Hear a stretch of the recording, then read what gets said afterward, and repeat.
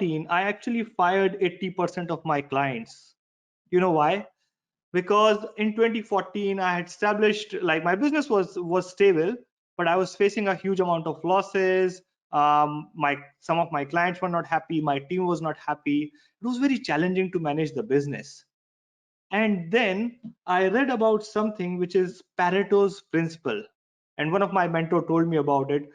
And the Pareto's Principle actually says is 80% of the results come from 20% of effort and time, which means anything that you are doing, out of that 80% of the result would be coming out of the 20% of the time that you would be spending. What that also means is that I asked me to identify what is, uh, where does the 80% of your revenue comes from, and it came from only 20% of the clients.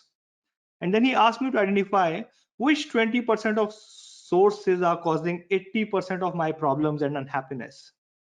So the problem is that we are always trying to reach towards that 100%, right? कि problem क्या है कि शर्मा जी के बच्चे को 100% आए, तुम्हारे 100% क्यों नहीं आए?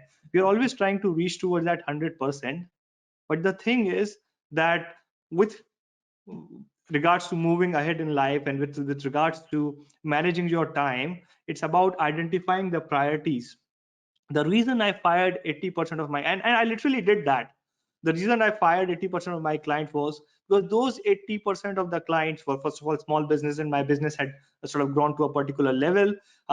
They were delayed in their invoices. They're consuming a huge amount of my energy. So I reached out back to them and said, look, our pricing is different, our processes are different. If you are happy to work with us, then you have to work on our new terms and new conditions. Otherwise, we would recommend you that you work with this business or something like that.